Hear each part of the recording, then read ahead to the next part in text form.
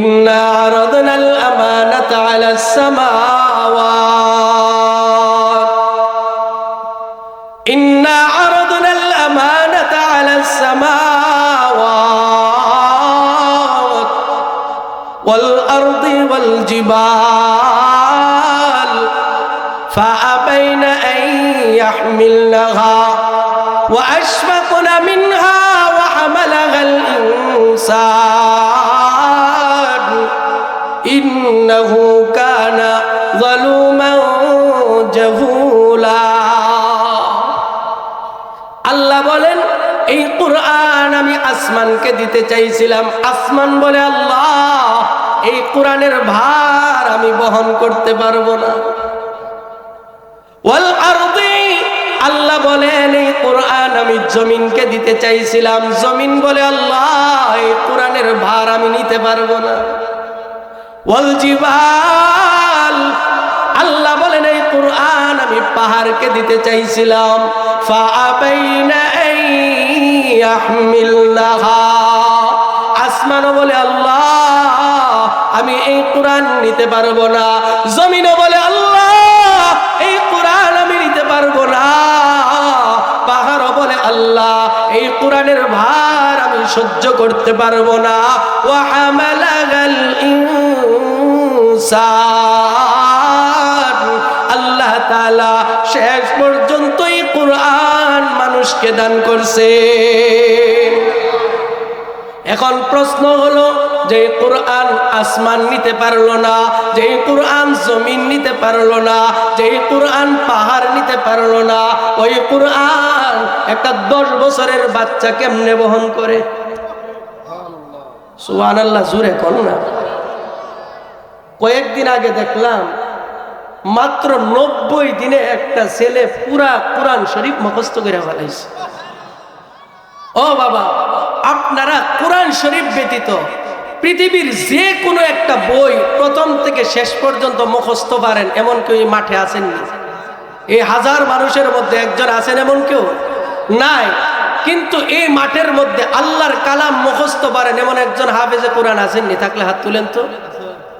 এই যে মাশাআল্লাহ, আমার সবার সামনে ফইল্লার লুকটই হাফেজ, মারহাবা কইতেন না? সামনেও হাফেজ, পিছেও হাফেজ। ও বাবা, এটাই কোরআনের মুজিজা। আল্লাহ বলেন, ওয়ালাকাদ ইয়াসসারনাল কুরআনা লিযিকরি ফাহাল মিন মুদ্দাকির। আমি আল্লাহ কোরআনকে মানুষের জন্য সহজ করে দিছি। কেমন সহজ করছি?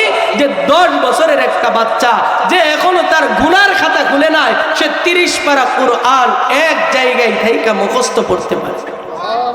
কথা কোন ঠিক কি ঠিক না? ও বাবা, এই কোরআনের একটা বিশেষ মুজিজা হলো কোরআন মানুষ শুনলেই মুখস্থ হয়ে যায়। এটা আসলে আল্লাহ তাআলা কোরআনকে মানুষের কাছে সহজ বানায় দিছে, নাইলে 10 বছরের একটা বাচ্চা কোরআন পড়তে পারার কথা না। কথা কোন ঠিক কি ঠিক না? ও বাবা, এই কোরআন এটা আল্লাহর দেওয়া বড় নিয়ামত। আল্লাহর নবী বলছেন, দুনিয়ার মানুষ সবাই তো শ্রেষ্ঠ হওয়ার জন্য লড়াই করে। কি কোন ঠিক কি ঠিক না? কেউ মনে করে যে আমি যদি এমপি হইতারি আমার লোকে কেডা? ঠিক কি ঠিক না? তো দুনিয়াতে মানুষ সবাই শ্রেষ্ঠ হতে চায়, কিন্তু আসলে শ্রেষ্ঠ কারা? সহজ হাদিস যেটা আপনারা সবাই জানেন, আল্লাহর নবী বলেন, খায়রুকুম মান তাআল্লামাল কুরআন ওয়া আল্লামা। আল্লাহর নবী বলেন, তোমাদের মধ্যে সবচাইতে শ্রেষ্ঠ ওই ব্যক্তি, সে এমপির চাইতেও শ্রেষ্ঠ, সে প্রধানমন্ত্রীর চাইতেও শ্রেষ্ঠ, সে দুনিয়ার সর্বশ্রেষ্ঠ বাচ্চার চাইতেও শ্রেষ্ঠ, যার সিনার ভিতরে কোরআন আছে। সুবহানাল্লাহ, জুড়ে বলেন না। এজন্যই তো দেখা যায় একটা মসজিদে যদি এমপি সাহেব থাকে আর 12 বছরের একটা হাফেজ সাহেব থাকে, ইমামতি কে করবে? জুড়ে কোন না। কেন? এমপি সাহেব তো করার কথা। এর কারণ কি? একটাই কারণ, এমপি সাহেবের, হ্যাঁ এমপি সাহেব ওই এমপি করতে পারবে যে এমপি উমরের মতো। ঠিক কথা কোন ঠিক কি ঠিক না? যে এমপি আবু বকরের মতো হইব, যে এমপি উসমানের মতো হবে, যে এমপি আলীর মতো হবে, সেই ইমামতি করতে পারবে। আর সুদখোর ঘুষখোর এমপি যতই বড় নেতা হোক না কেন, তার পিছনে একজন লোক নামাজ পড়বে না, 12 বছরের ওই বাচ্চার পিছনে নামাজ পড়বে। কথা কোন ঠিক কি ঠিক না? এর কারণ কি? ওই 12 বছরের বাচ্চার সিনার ভিতরে কোরআন আছে, তাইলে বোঝা গেল যার পিছনে সবাই ইক্তেদা করে, যাকে সবাই ইমাম মানে সেই শ্রেষ্ঠ। কথা কোন ঠিক কি ঠিক না? এজন্যই আল্লাহর নবী বলছেন, খায়রুকুম মান তাআল্লামাল কুরআন ওয়া আল্লামা। উম্মত, তোমাদের মধ্যে সবচাইতে শ্রেষ্ঠ ওই ব্যক্তি যার সিনার ভিতরে কোরআন আছে। সুবহানাল্লাহ। ও বাবা, কোরআনওয়ালাদের দাম কি শুধু দুনিয়াতে না, আখিরাতেও আছে। একটা ছোট্ট ঘটনা বইলা শেষ করি, কষ্ট হয়েছে আপনাদের? কিতাবের মধ্যে লেখে,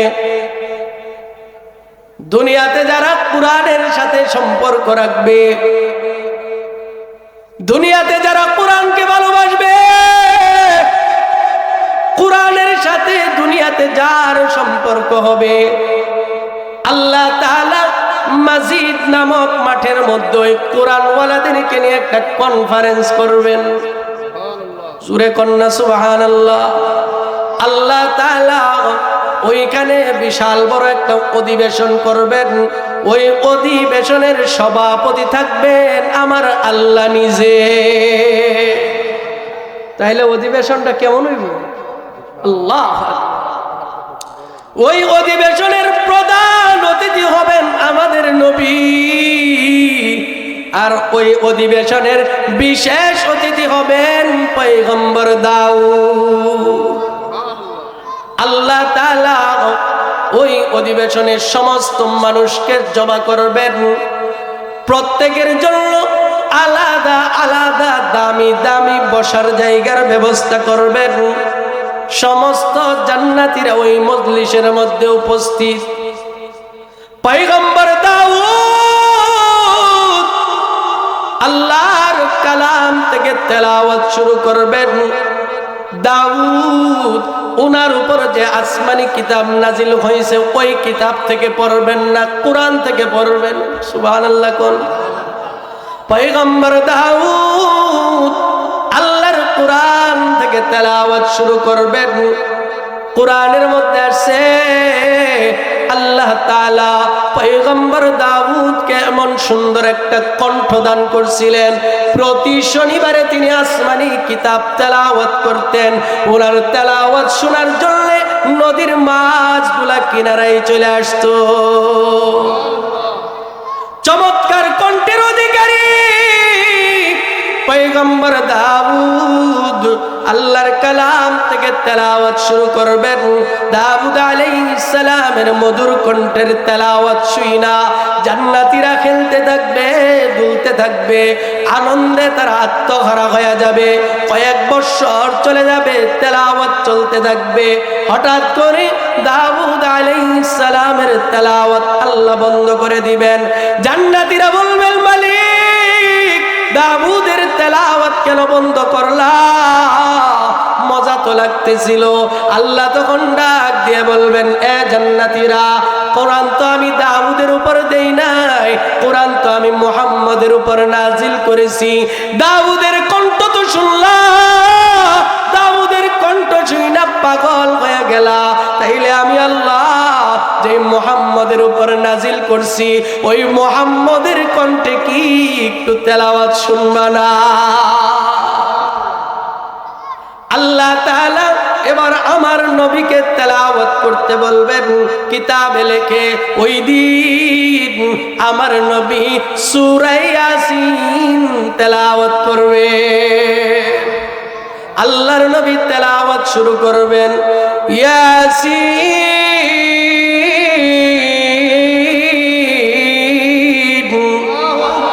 ওয়াল কুরআনিল হাকীম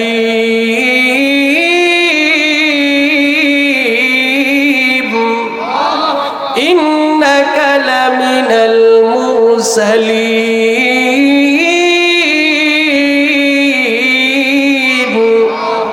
আমার নবী ওই দিন সূরা ইয়াসিন থেকে তেলাওয়াত শুরু করবেন।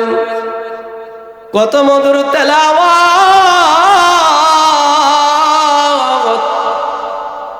যে নবীর কণ্ঠের তেলাওয়াত শোনার জন্য কাফেররা পর্যন্ত পাগল ছিল, ঠিক কি ঠিক না? কিতাবে লেখে আল্লাহর নবী যখন মক্কাতে থাকা অবস্থায় বাইতুল্লাহর কিনারায় দাঁড়ায় যখন রাতের তাহাজ্জুদে রাতের নফল নামাজে যখন আল্লাহর নবী কোরআনের তেলাওয়াত করতেন, আল্লাহর নবীর তেলাওয়াত শোনার জন্য সব কাফেররা চতুর্দিকে জমা হয়ে যাইত। আবু জাহেল চিন্তা করে, এমনি যদি সবাই মুহাম্মদের তেলাওয়াত শুনে তাহলে আমরার দলে কোনো বুড়োই থাকতো না, সব হে দলে যাইব। কথা কন ঠিক কিনা? এজন্য চিন্তা করছে সর্বনাশ, ইটা যে কোনো মূল্যে বন্ধ করতে হবে। দেখেন না কিছু মানুষ আছে না, হুজুরদেরকে জেলে ভরে যে কোনো মূল্যে হুজুরদেরকে দমাইতে হইব, নাইলে ক্ষমতা থাকতো না। কথা কন ঠিক কি ঠিক না? ও বাবা, কিন্তু হুজুরদেরকে জেলে ঢুকায়া আর হুজুরদেরকে ফাঁসি দিয়া কোরআনের বিজয়ীকে দমানো যাবে না। কথা বলেন ঠিক কিনা? কোরআন ছিল, কোরআন আছে, কোরআন থাকবে। যারা কোরআনের বিরোধিতা করবে আল্লাহ গুলিশাত করে মাটির সাথে মিশাইয়া দিবে। কথা কন ঠিক কিনা? কোরআন এটা মিটাইয়া দিবা। কোরআন কি দুনিয়ার কোনো মানুষের কথা না, আল্লাহর কথা। আবু জাহেল চিন্তা করতেছে মুহাম্মদের তেলাওয়াতের আওয়াজ থেকে মানুষকে দূরে রাখতে হবে, নাহলে মানুষ তো সব তার দলে যাবে। সুবহানাল্লাহ কোন ইতিহাস আপনারা জানেন। আবু জাহেল আইন করছে, আজকে থেকে কেউ যদি মুহাম্মদের তেলাওয়াত শুনতে চায় তাইলে একবারে এমন শাস্তি তাকে দেওয়া হবে যেটা সবার জন্য সতর্কের বাণী হয়ে যাবে, কঠিন শাস্তি তারে দেওয়া হবে। তো এই আইন যখন করছে, কিতাবে লেখে আমার নবীর কণ্ঠের তেলাওয়াতের প্রতি আবু জাহেল নিজেও পাগল আছে। সুবহানাল্লাহ কন্যা। আবু জাহেল রাত্র যখন হয়েছে বিবির পাশ থেকে উঠা যায়। বিবি কয় কই যাও? আবু জাহেল কয় বিবি রে, দিনের বেলা তো আইন করছি মুহাম্মদের তেলাওয়াত যাতে কেউ শুনতে না যায়, তো আমার বাতিজার তেলাওয়াত না শুনলে তো আমারও ভাল লাগে না। ও বিবি, আমার মতো এত বড় নেতা আইন করছি, আজকে তো আপাতত কেউ মুহাম্মদের তেলাওয়াত শুনতে যাইতো না, এজন্য নিয়ত করছি আজকে প্রাণটা ভৈরা আমার বাতিজার কাছাকাছি বইসা আমি বাতিজার কণ্ঠের তেলাওয়াতটা শুনলাম। বিবি কয় তুমি শুনলে, তুমি যেমন মুহাম্মদের তেলাওয়াতরে ভালোবাসো আমার তো ভাল লাগে, তোমার ডরে এনে কই না। সুবহানাল্লাহ কইতেন না? তুমি যেহেতু যাইবা আমারও লইয়া যাও। আবু জাহেল কো চলো আজকে জামাই বউ মিল্লা, আমরা দুইজনে মিল্লা আজকে একবারে মজা কইরা তেলাওয়াত শুনবো। কেউই নাই তো। উদ্বাও মনে মনে কয় আজকে তো কাবার চত্বরে কেউ যাইতো না, আমি যাই গোপনে একলা একলা আজকে শুনো। সাইবাও মনে মনে কয় কেউই যাইতো না আজকে একা একা আমি শুনবো।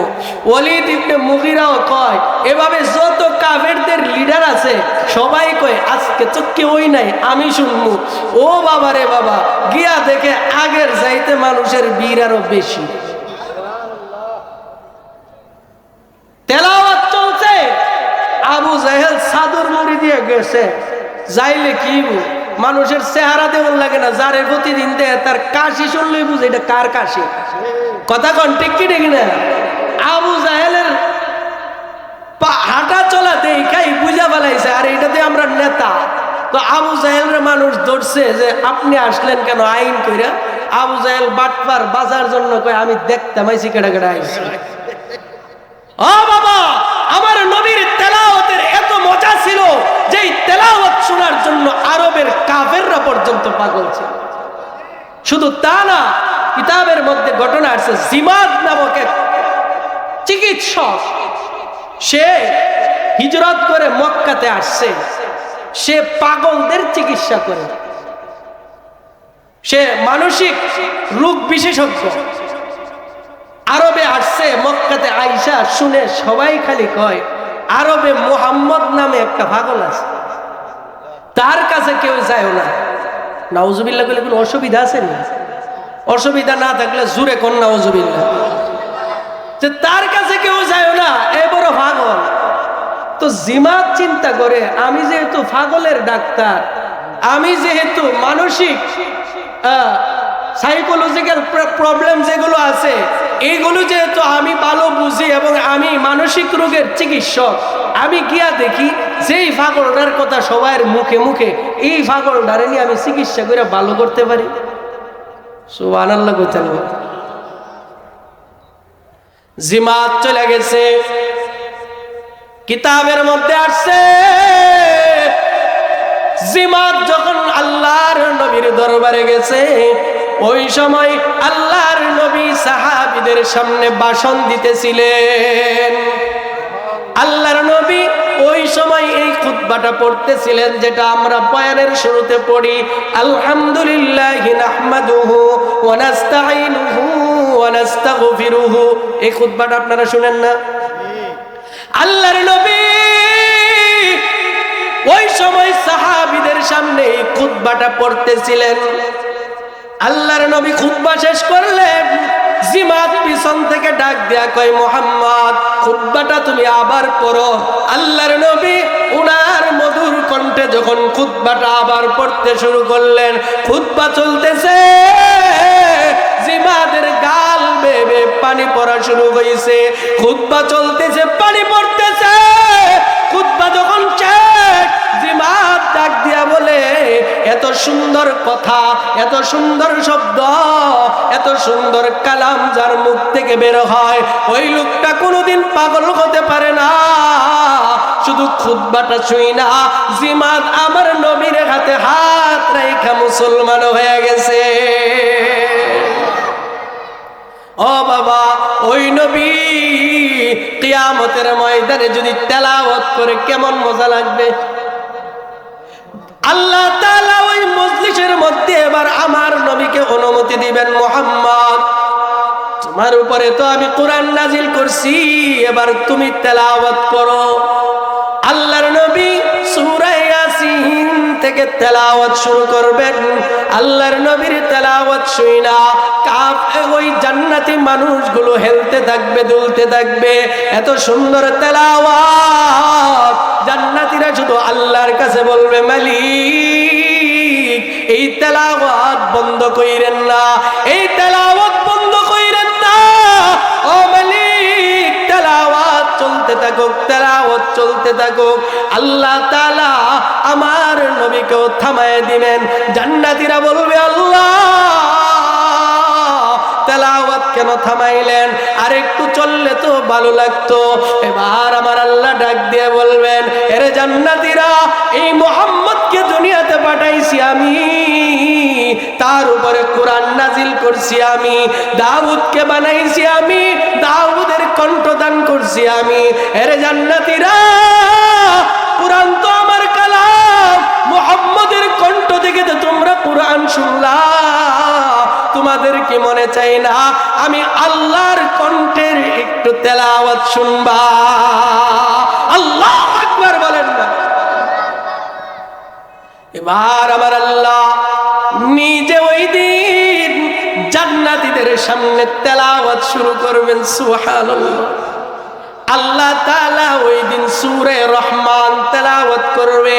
কিতাবে লেখে, আমরা তো দুনিয়াতে পড়ি আর রহমান, ঠিক কি ঠিক না? আমরা তো দুনিয়াতে পড়ি আর রহমান আল্লামাল কুরআন। ওই দিন আল্লাহ আর রহমান বলবেন না, ওই দিন আল্লাহ বলবেন, আনার রহমান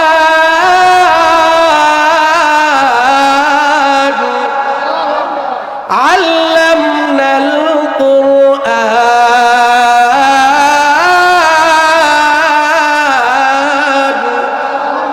খালাকনাল ইনসান।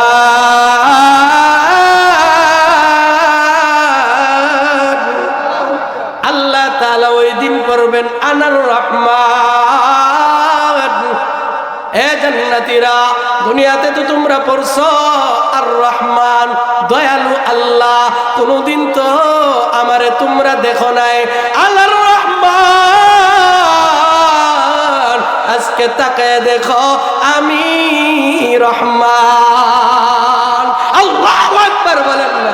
হুর গিলমা जितने नेमत है तू, हूर गिल्मा जितने नेमत है तू, सबसे बेहतर नेमत दीदार तू अला या साकिनल कसरिल मुअल्ला अला या साकिनल कसरिल मुअल्ला सतदफनु अन करीबिन फित्तुराबी लहू मलक युनादी कुल्ल यौमिन लिदौलिल मौति वबनुलिल खराबी कलीलुन उमरिना फी दारि दुनिया व मरजिअना इला बैतित तुराबी। ও বাবা, ওই দিন আমার আল্লাহর কণ্ঠের তেলাওয়াত যারা শুনবে, ওই মজলিসে যারা থাকবে, তাদের মতো সৌভাগ্যবান আর কেউ আছে নাকি? জুরে কোন ঠিক কিনা? বাবারে, ওই জান্নাতীদের মজলিসে, ওই আল্লাহ যেই মজলিসে কোরআন থেকে তেলাওয়াত করবেন, ওই মজলিসে কে কে থাকতে চান? দুইটা হাত আল্লাহকে দেখায় দেন। লিল্লাহি তাকবীর। আয় আল্লাহ, চর্চবুদ্ধির এই ময়দানের দিকে তাকায় দেখেন, আপনার বান্দারা আপনার কণ্ঠের তেলাওয়াত শুনতে চায়। মালিক রে, জান্নাতে যেই মজলিসে তুমি নিজে তেলাওয়াত করবা, ওই দামি মজলিসে তুমি এই হাত তুলা কবুল করে নিও। সবাই জোরে বলেন আমিন। হাত নামান। ও বাবা, এই মজলিসে যদি থাকতে চান, কোরআনওয়ালাদের সাথে থাকতে হবে। কি বলেন, ঠিক কি ঠিক না? আল্লাহর নবী বলেন, ক্বালা রাসূলুল্লাহ সাল্লাল্লাহু আলাইহি ওয়াসাল্লাম, আল মারউ মা মান আহাব্বা। দুনিয়াতে যে যাকে ভালোবাসে, কিয়ামতের ময়দানে সে তার সাথে থাকবে। দুনিয়াতে যদি আপনি কোরআনওয়ালাদেরকে ভালোবাসেন, দুনিয়াতে আপনি যদি কোরআনওয়ালা উলামায়ে কেরাম হক্কানি আলেমদেরকে যদি ভালোবাসেন, কিয়ামতের ময়দানে আল্লাহ আপনাকে আলেমদের সাথে দাঁড় করাবে। ওরে বাবা, এই জন্যই তো আমার নবী বলছেন, ক্বালা রাসূলুল্লাহ সাল্লাল্লাহু আলাইহি ওয়াসাল্লাম, কুন আলিমান আও মুতাআল্লিমা আও মুঈনান আও মুহিব্বা ওয়ালা তাকুন খামিসা। আল্লাহর নবী বলেন, উম্মত পারলে নিজে আলেম হও, আও মুতাআল্লিমা, যদি না পারো কোরআনের ছাত্র হয়ে যাও। উম্মত যদি কোরআনের হাফেজ নাও হইতে পারো, কোরআনের ছাত্র হও। বুনিয়াতুল কারি একটা কিতাব আছে, ওই কিতাবের হাসিয়ার মধ্যে লেখছে, কোন বান্দা দুনিয়াতে যদি কোরআন শিখার চেষ্টা করে, কিন্তু বুড়া মানুষ, ব্রেইনে কাজ করে না, হরফগুলো উচ্চারণ করতে পারে না, কিন্তু আল্লাহর কোরআন শিখার জন্য চেষ্টা করছে, ওই চেষ্টাকারীদেরকে আমার মালিক হাফেজ এবং আলেমদের সাথে কিয়ামতের ময়দানে দাঁড় করাবেন। আও মুতাআল্লিমা, আল্লাহর নবী বলে, উম্মত কোরআনের ছাত্র হও। যদি ছাত্র হইতে না পারো, আও মুঈনা, যারা দুনিয়াতে কোরআন শিখে তাদেরকে সহযোগিতা করো। ও বাবা, দুনিয়াতে আপনার যত সম্পদ আছে, সব চাইতে উত্তম সম্পদ আপনার জন্য ওই সম্পদ যেটা আপনি কোরআনের জন্য খরচ করলেন। কথা কোন ঠিক কি ঠিক না? বাবারে, খুদার কসম করে বলি, দুনিয়াতে আপনি যত দামি ঘর বানাবেন, দুনিয়াতে আপনি যত যা কিছু করবেন, এই সবগুলো জমিনের উপরে থাকবে, একটাও আপনার সাথে কবর পর্যন্ত যাবে না। কিন্তু আল্লাহর নবী বলেন, ক্বালা রাসূলুল্লাহ সাল্লাল্লাহু আলাইহি ওয়াসাল্লাম, ইযা বুজিআল মাইতু ফি কবরিহি জাআল কুরআন ইনদা রাসি। আল্লাহর নবী বলেন, কোন মানুষকে যখন কবরের ভিতরে রাখা হয়, কুরআন তার মাথার কাছে চলে যায়। আপন জনেরা ভুলা যাবে, কিন্তু কোরআন আপনাকে ভুলবেন। সুবহানাল্লাহ বলেন। ও বাবা, ওই কবরে কোরআন ছাড়া আর কিছু যাবে? 3.5 হাত মাটির ঘর, কারো আপন কারো পর, কারো হবে ফুলেরই বাগান, কারো বা হবে জাহান্নাম। 3.5 হাত মাটি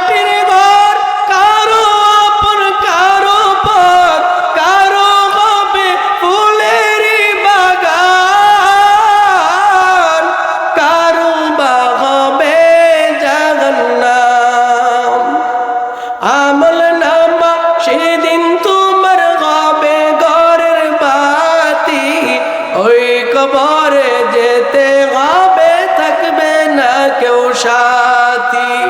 কাফন আমার আপন, কবর আমার ঘাটি, ওই কবরে যেতে হবে, থাকবে না কেউ সাথী।